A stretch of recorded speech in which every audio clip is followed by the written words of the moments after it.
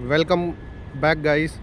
तो ये आज का मेरा न्यू ब्लॉग जिसमें हम फोर्ड एस्पायर कवर कर रहे हैं, जो कि ऑलमोस्ट 10 इयर्स ओल्ड है और 1 लाख किलोमीटर कंप्लीट कर चुकी है। More than 1 lakh kilometre complete कर चुकी है और अभी भी देखिए क्या बिल्ड क्वालिटी में है।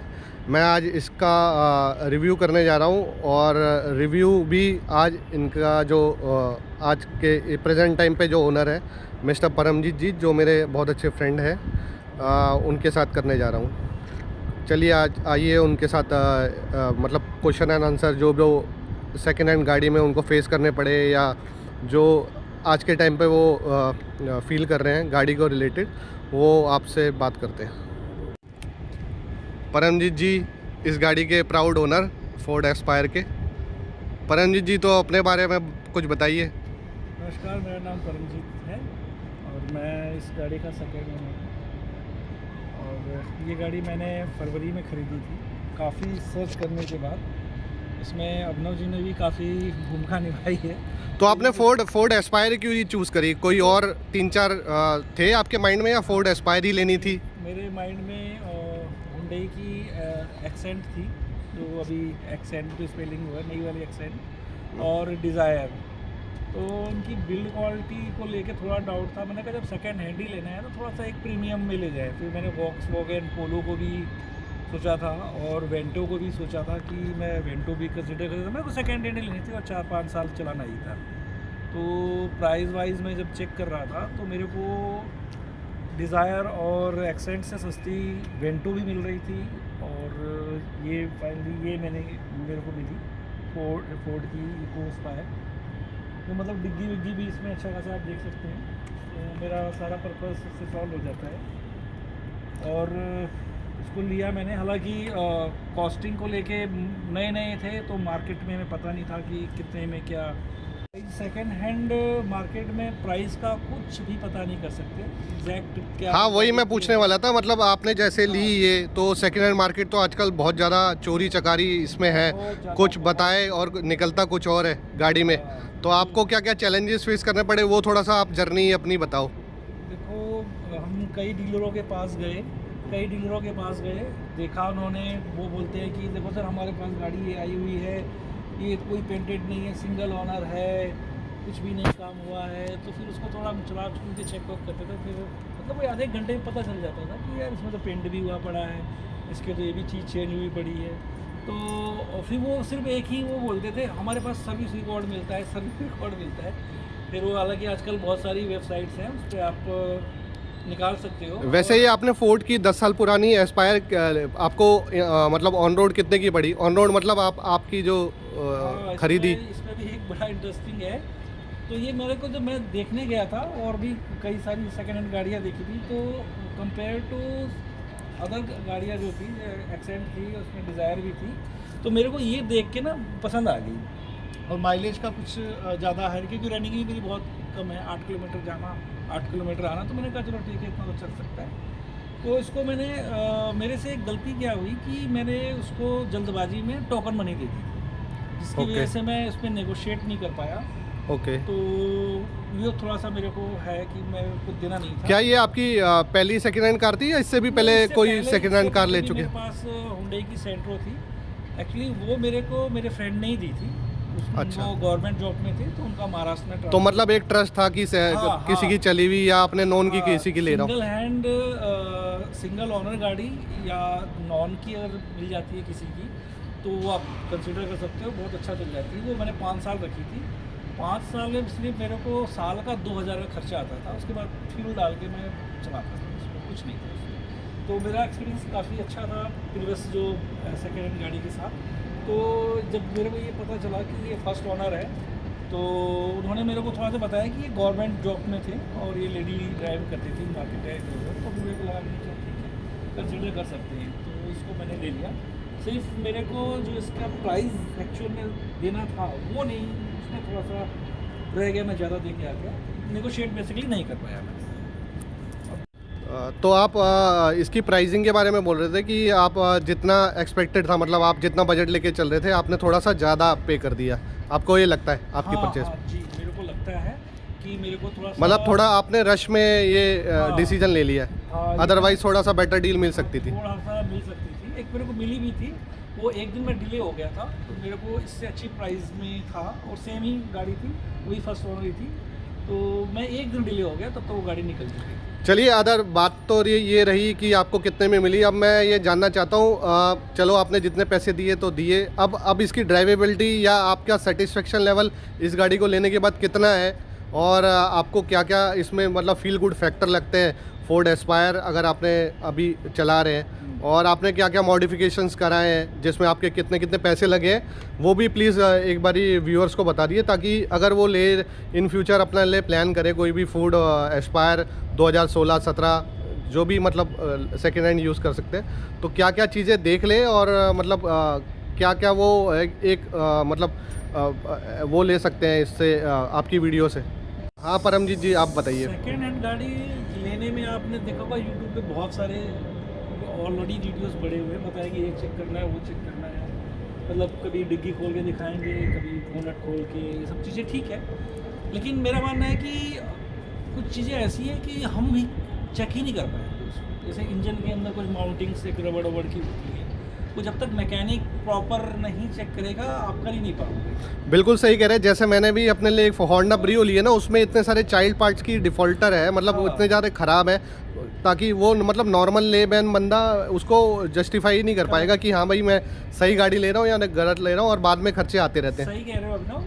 तो ये छोटे छोटे पार्ट्स जो है ना, वो जब तक आप सर्विस सेंटर पे नहीं लेके जाओगे, या तो आपको किसी ऐसे सर्विस सेंटर, जैसे मेरा फोर्ड में तो मेरी दोस्ती हो गई है, अच्छा, अगर नेक्स्ट किसी को, मेरे फ्रेंड्स में किसी को चाहिए होगा, तो वो कहता है कि ठीक है सर आप तो वो मेरे को आप फोर्ड का कोई सर्विस सेंटर रिकमेंड करना चाहेंगे कि हाँ, लोग भी मैं- जाएं, व्यूअर्स जाएं मैं उसमें? अभी हरप्रीत फोर्ड पे अपनी सर्विसिंग करा रहा हूँ, तो आप सेटिस्फाइड है वहाँ की सर्विस से? 100% सेटिस्फाइड हूँ।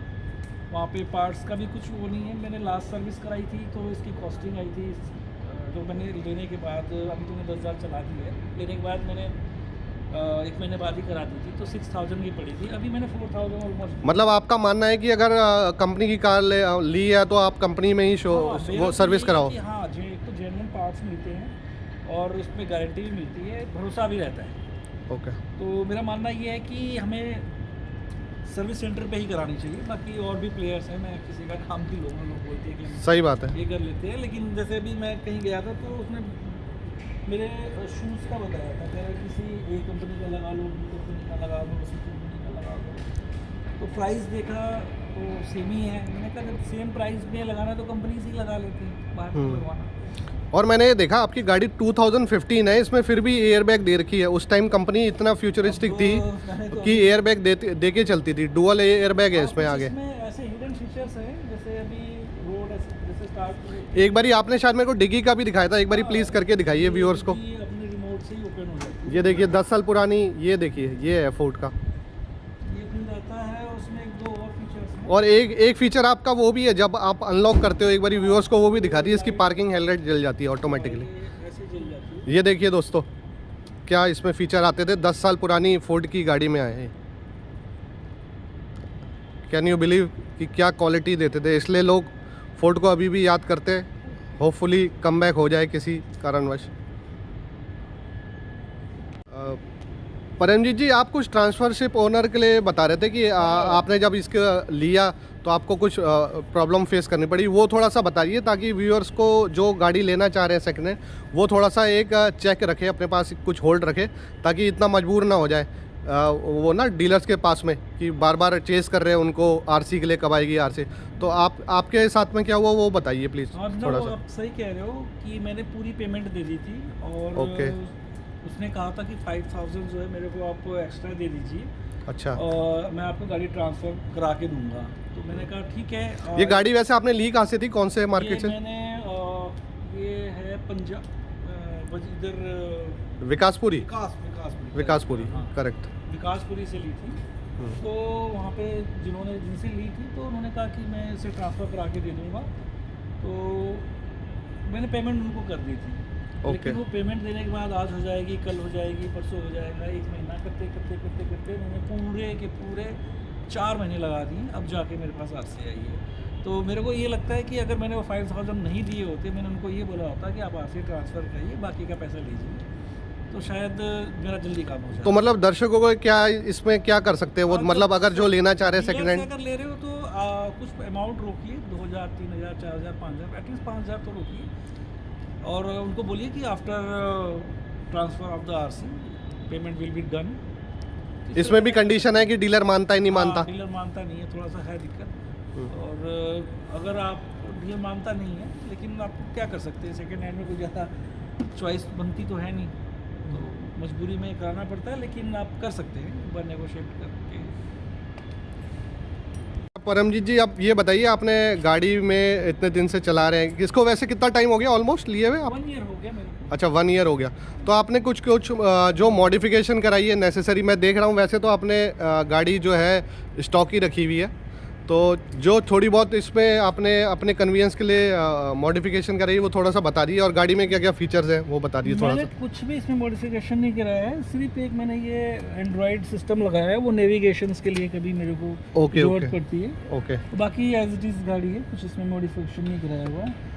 और इसमें जो मैं बता रहा था आपको ना, लाइट का, जैसे मेरे पास हुंडई की थी, तो एक बार मैं लाइट जला ऑन करके भूल गया बेसमेंट में। ओके तो ओके। वो मेरे को मैं 12 घंटे बाद मतलब हो गया था, तो बैटरी ड्रेन आउट हो गई थी। Correct correct correct. लेकिन इसमें आप भूल भी जाओगे, ये आपको एक आवाज़ देगा निकलने से पहले, आपने बंद कर दिया तो करेक्ट ठीक है, करेक्ट करेक्ट। बंद कर दिया तो ठीक है, अदरवाइज अपने आप ये और ये नॉब भी अपने आप में बहुत यूनिक है, ये नॉब अभी भी गाड़ियों में कहीं नहीं आता है। डिग्गी खोलने का है, ये आपका हाई बीम लो बीम के लिए है, और ये सेटिंग्स के लिए होता है कि इसको किस तरीके से सेट करना है। अरे वाह, बहुत यूनिक फीचर है ये तो। तो इसमें मतलब वो फोकस को कम या ज़्यादा कर सकते हो, इस तरीके का है। तो ये आप इसको अब लाइट ऑन कर दीजिए और बंद कर दीजिए, उसके बाद ये अपने आप आई थिंक 10 से 15 सेकंड के अंदर अंदर अपने आप बंद 15 सेकंड लेता है अपने आप।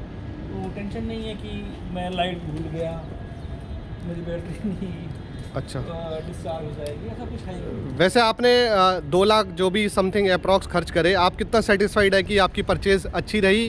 नहीं, परचेज में तो थोड़ा सा मैंने 30,000 समथिंग जो है, 30 से 40 के। बट ओवरऑल अगर आप एक्सपीरियंस की बात करें, जैसे गाड़ी से अभी जो मिल रहा है आपको एक्सपीरियंस, हाँ, गाड़ी लोग तारीफ भी करते होंगे, अगर आपने अच्छी परचेज करी होगी, लोग बैठते होंगे इस गाड़ी में। फर्स्ट ओनर की गाड़ी है, बहुत साफ सुथरी मिलती है, और कई तो ये सोचते हैं कि ये इन्हीं की गाड़ी रही है, और कोई जज नहीं करता कि ये सेकेंड हैंड ली हुई है, उसको लगता है कि ये इन्हीं की गाड़ी है। अच्छा, मैंने सुना है आपने बहुत एक यूनिक इसमें काम करा रखा है जो ज़्यादातर फोर्ड ओनर कराते नहीं है। मैंने सुना है CNG भी लगाई है आपने इसमें। हाँ, मैंने CNG लगाई। तो वो प्लीज़ एक बारी दिखाइए, और कहाँ से लगाई थी वो बताइए। प्रेमजीत जी, मैंने आपसे क्वेश्चन करा था कि ये CNG आपने लगाई है शायद इस गाड़ी में, जो कि फोर्ड वाले नहीं लगाते, फिर भी आप एक बार दिखाइए कहाँ से क्या लगाई और कितने की कॉस्टिंग पड़ी उसको। हाँ, ये मैंने आफ्टर मार्केट लगाई है, आफ्टर मार्केट नहीं लगेगी, और बहुत रिसर्च करके, बहुत सोच के, बहुत समझ के, कई फोर्ड ओनर्स से संपर्क करके लगाया, और मैं इससे बहुत संतुष्ट हूँ। मेरी लोकल में जो ये आपने कहाँ पे लगाया है, मतलब दिल्ली NCR में लगाया है, कहाँ से? ये NCR में लगाया था, नोएडा से लगाया था मैंने।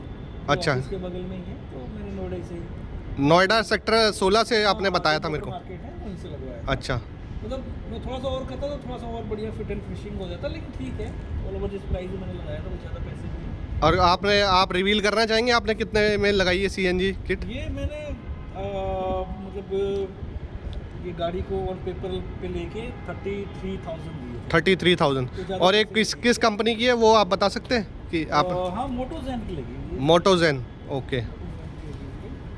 तो अब जब ये आपने लगा दिया, तो पेट्रोल वर्सेस अभी CNG में कैसा आप फील कर रहे हैं, जो परफॉर्मेंस है हल्की? थोड़ा सा फर्क आता है, 1 नंबर गियर में, 1 और 2 में। अच्छा। और थोड़ा सा ट्रैफिक में पता चलता है, अदरवाइज हाईवे में तो बहुत अच्छा माइलेज है इसका। मैं ले गया था अभी पूर्वांचल एक्सप्रेस, 140 पे बताया था आपको, दिखाया था 140 पे मंगाया था। 30 का माइलेज मेरा 28, 30, 27 के मतलब। अच्छा, 28-30 का माइलेज आ रहा है इसमें CNG में? अगर मैं बिलो द 100 रहूँ, 80, 90, उससे भी ज़्यादा निकल सकता है मेरे हिसाब। नहीं, 30 आएगा।